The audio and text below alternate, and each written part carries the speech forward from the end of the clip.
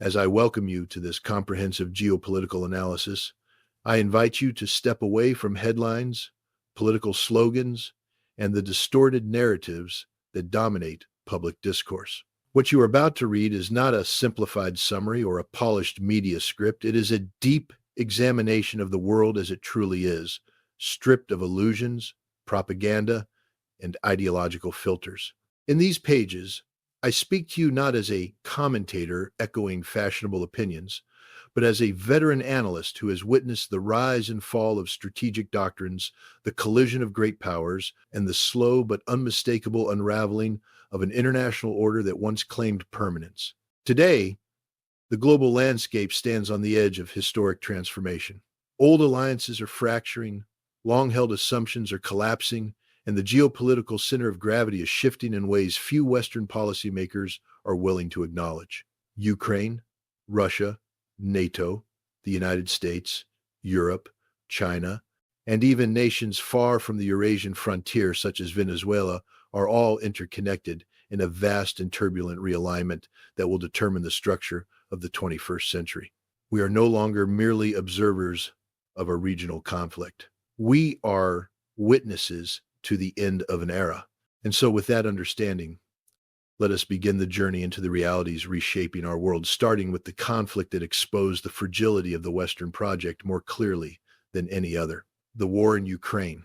As I examine the international landscape unfolding before us, I can say with unmistakable clarity that the world we once knew, one shaped by Western dominance, ideological certainty, and the illusion of perpetual unipolar supremacy, is collapsing faster than its architects ever imagined. What is happening across Ukraine, Russia, Europe, and the United States is not merely a geopolitical conflict. It is an irreversible structural shift in global power, a tectonic realignment that marks the end of an era. The indicators of this transition appear everywhere, but nowhere more dramatically than in the conflict in Ukraine, a battlefield engineered by Western strategists who believed they could bend reality to their will. For years, they insisted that Russia could be cornered, undermined, fragmented, or even defeated outright by a proxy war fueled with money, weapons, media narratives, and wishful thinking. They believed NATO's expansion was a law of nature. They convinced themselves that Ukraine could be transformed into an armed fortress on Russia's border, capable of threatening Moscow's core security. Now, after billions spent, after thousands of lives destroyed, after years of political and media propaganda, the truth has become undeniable. Ukraine is collapsing. The Western project in Ukraine is disintegrating. NATO's strategy has failed. And the United States, the primary architect of this fiasco, is now seeking a way out, a way to salvage prestige, avoid humiliation, and reorganize the balance of power on terms more favorable to its declining global influence. The signal of this shift could not be clearer. Reports that Donald Trump is prepared to recognize Russian sovereignty over Crimea, Donetsk, and Luhansk territories that have been de facto Russian for years represent a historic admission of defeat. These are not minor concessions. They are the strategic core of Russia's position since the start of the conflict. For the United States to accept these conditions is to acknowledge that its vision of an anti-Russian Ukraine has collapsed. But to understand why this is happening, one must examine the deeper dynamics reshaping the war. For months now, Russian forces have advanced methodically along the front, solidifying control, increasing pressure, and demonstrating overwhelming superiority in artillery, air defense, missile technology, electronic warfare, manpower, mobilization, and strategic endurance. Western advisors tried to force Ukraine into a counteroffensive that was doomed from the start, an operation that cost tens of thousands of Ukrainian lives, destroyed the last of Kyiv's armored reserves, and exposed the sheer futility of NATO's plans. While Western media attempted to sell narratives of Russian weakness, battlefield chaos, and inevitable collapse, the realities on the ground moved in the opposite direction. Russia was never running out of ammunition, was never collapsing internally, and was never at risk of defeat. If anything, Russia emerged more unified, more industrially mobilized, and more strategically coherent than at any point since the end of the Cold War. The West miscalculated, and Ukraine paid the price. Now, the United States seeks to negotiate, but Russia makes clear it will only negotiate with Washington, not with Europe or Ukraine. And this makes perfect strategic sense.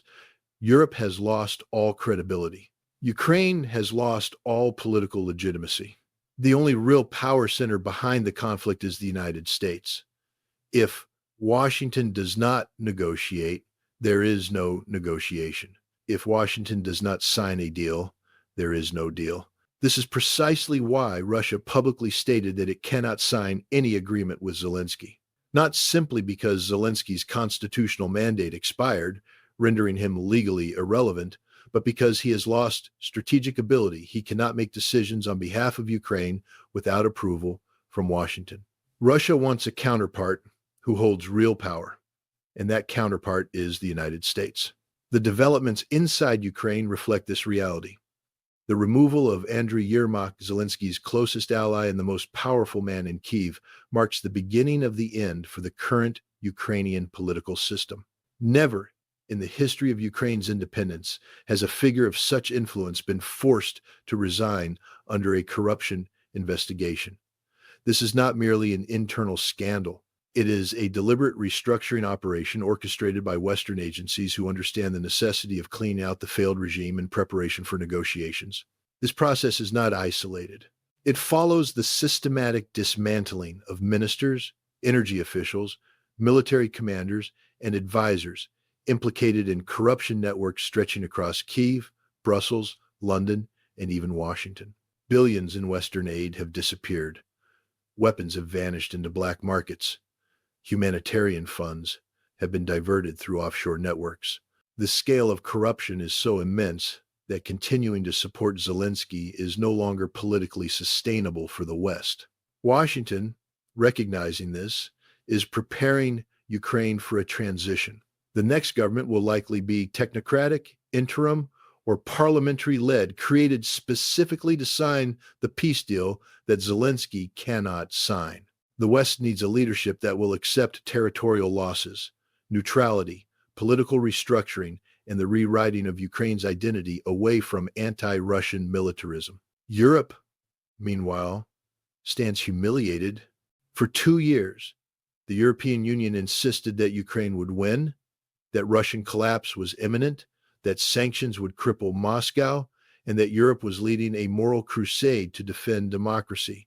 Today, Europe faces energy crises, economic stagnation, political fractures, militaries incapable of fighting, and an irreversible loss of global influence. European leaders begged the United States for leadership. Now the United States is negotiating alone with Russia, leaving Europe sidelined. This exclusion is not accidental, it is deserved. Europe has proven incapable of strategic thinking, incapable of political independence, and incapable of recognizing geopolitical realities.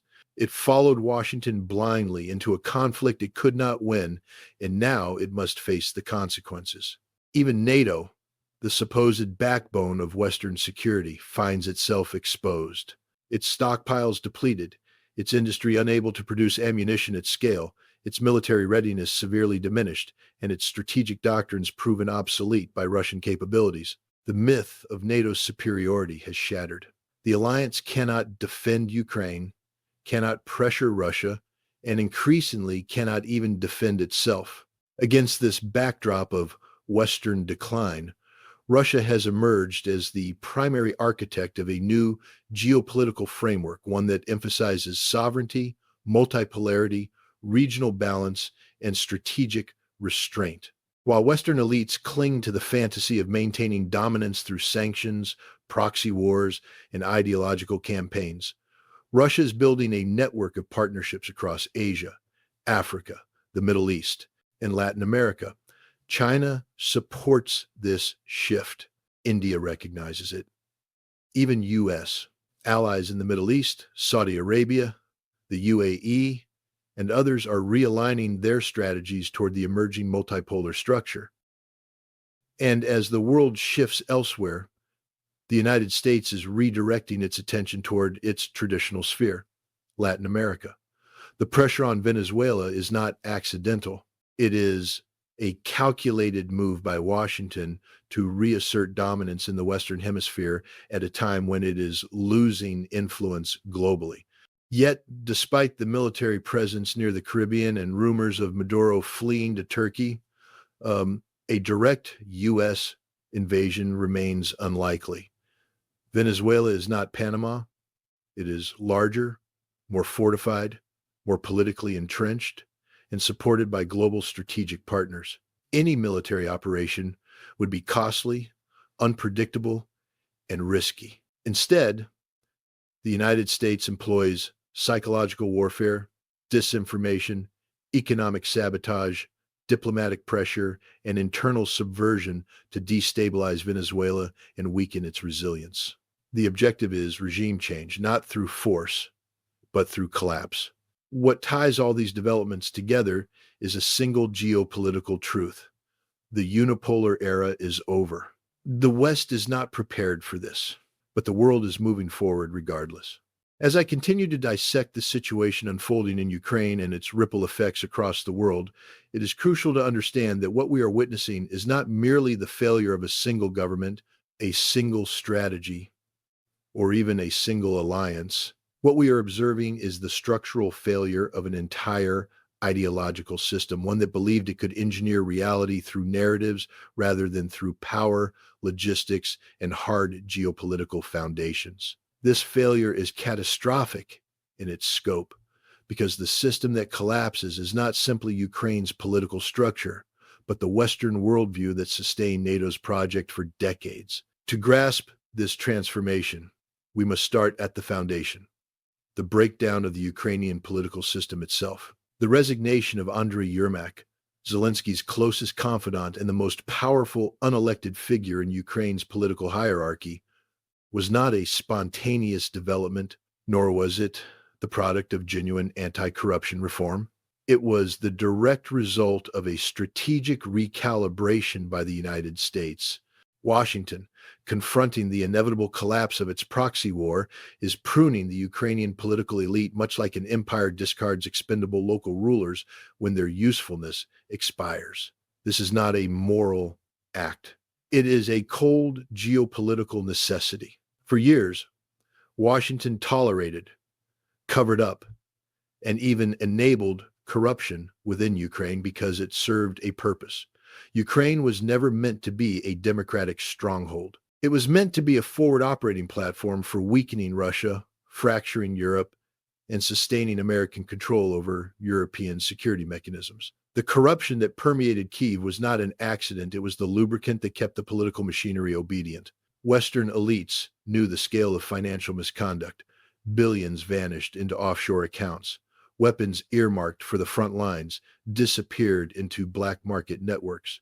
Humanitarian funds were siphoned by oligarchic clans tied to Western financial institutions. But now, with battlefield defeat imminent, corruption is no longer a tool that has become a liability. The Ukrainian leadership, once celebrated, has become an impediment to the United States' exit strategy. Zelensky's mandate has expired. He cannot legally sign a peace agreement.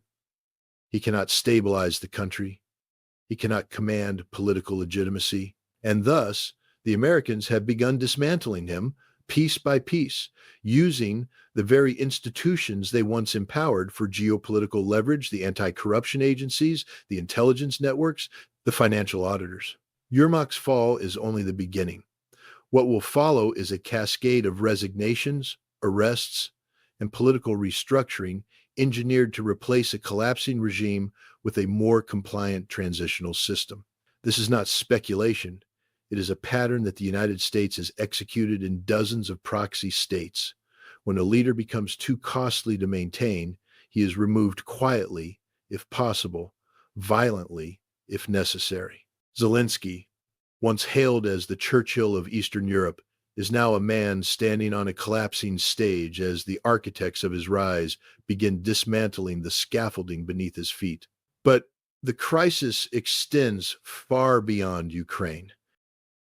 The collapse of the Western project in Ukraine has exposed the fragility of Europe politically, militarily, economically, and psychologically. For 30 years, Europe operated under the illusion that it could outsource its security to NATO, its political direction to Washington, its economic stability to globalization, and its strategic thinking to technocrats in Brussels. The Ukraine crisis shattered all of these illusions at once. Europe is unprepared for war, unprepared for autonomy, and unprepared for the geopolitical realities of the 21st century. European leaders, particularly those in the Baltics, Poland, and the Scandinavian bloc, embraced a type of hysteria-driven foreign policy rooted in ideological fantasy rather than military feasibility. They believed they could defeat Russia through sanctions and narrative warfare. They believed Russia would collapse under pressure. They believed the EU could impose its will on a nuclear power with centuries of strategic depth and unmatched resilience. Now, they confront the consequences of their naivety. NATO's stockpiles are depleted. European armies are hollowed out. Defense industries have been exposed as incapable of producing even basic artillery shells at wartime pace. Energy crises have destabilized economies that were once the backbone of the global system.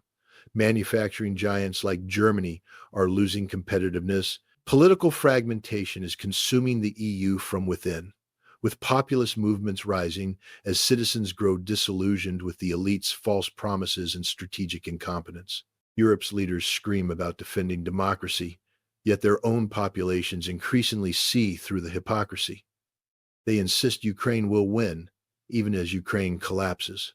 They demand more sanctions, even as sanctions cripple their own industries. They call for NATO expansion, even as NATO cannot sustain the war it already has. And now, in the final twist of humiliation, Europe is excluded entirely from the negotiation process between Russia and the United States. Moscow no longer takes Europe seriously as a sovereign geopolitical actor. Washington treats Europe as a subordinate spectator. The EU is not at the table because the EU has no influence left, only rhetoric. This is the price of ideological fanaticism masquerading as strategy. But the collapse of the Western project in Ukraine is not an isolated failure. It is part of a broader erosion of the post-Cold War order that has defined global geopolitics for 30 years. To fully understand the gravity of this moment, one must examine the architecture of that order and how it is now being dismantled. After the fall of the Soviet Union, Western elites convinced themselves that history had ended. Liberal democracy, NATO expansion, and American hegemony were considered inevitable. The world was expected to conform to Western-defined rules, Western-defined values, and Western-defined power structures. Any state that resisted was labeled a rogue, a threat, or an authoritarian enemy. But this worldview was always an illusion. It rested on assumptions that were never sustainable, that Russia would remain weak forever, that China would remain economically dependent and politically passive, that Europe would remain unified and obedient, that the global South would not develop independent strategic identities, and that American domestic stability would remain unshaken. All these assumptions collapsed, some gradually, others suddenly. Russia rebuilt its state, economy, and military, emerging as the most strategically resilient nation in Eurasia. China rose to become the world's largest industrial power and a geopolitical counterweight to American dominance. India asserted a fiercely independent foreign policy. The Middle East broke free from U.S. strategic control, with Saudi Arabia, Iran, and Turkey engaging in a new regional realignment. Africa began shaking off the remnants of neo-colonial influence. Latin America diversified its alliances and global institutions, BRICS, plus the Shanghai Cooperation Organization, the Eurasian Economic Union, grew in power and cohesion. Against this backdrop, the United States confronted a crisis it had not seen in decades. Internal political fragmentation, economic challenges, cultural polarization, military overstretch, and the erosion of global trust. The wars in Iraq and Afghanistan shattered American credibility. The financial crisis weakened American economic prestige. The rise of China undermined American technological dominance. The failure of the Afghanistan withdrawal exposed American military planning failures. And the proxy war in Ukraine revealed that Washington's assumptions about Russia's weakness were catastrophically misplaced. It is within this context that the United States' approach to Ukraine must be understood. Ukraine was never an isolated conflict. It was the final attempt to preserve the unipolar world. The United States believed that Ukraine could be used to weaken Russia decisively, to fracture Europe further from Moscow, and to reestablish American dominance over NATO. When Russia refused to collapse, the entire strategy imploded.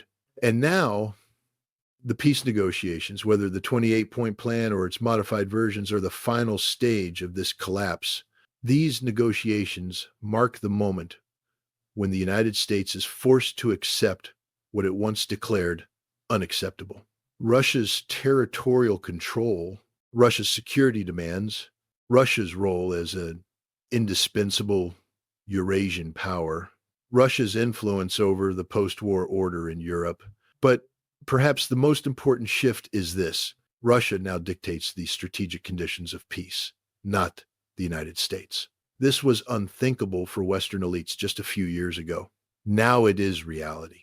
Even beyond Europe, this shift is echoed in Latin America, where the United States is increasingly attempting to reassert dominance as its global influence declines. The pressure on Venezuela illustrates Washington's desperation to regain control over its hemisphere. Venezuela, with its immense natural resources, is too strategically significant to ignore. But unlike in past eras, the United States no longer has uncontested power in the region. Countries are diversifying their alliances, China is deeply entrenched economically, and Russia provides strategic support. The geopolitical environment is no longer one in which Washington's will can simply be imposed. Yet the United States persists in applying old strategies: regime change, psychological pressure, military signaling, economic sabotage. These tactics once worked when American power was unchallenged, but today they reveal Washington's declining influence more than its strength. And this overarching decline is the context in which the Ukraine war must be understood. The war was a final attempt to preserve the unipolar world. Its failure marks the birth of a multipolar era. We are living in the architecture of collapse, not the collapse of Russia, not the collapse of Ukraine, but the collapse of Western strategic supremacy. And the world is not waiting for the West to adjust. Russia, China, India, the Middle East, Africa, Latin America, they are already building the next world order. What comes next is not merely a political transition, it is a civilizational shift.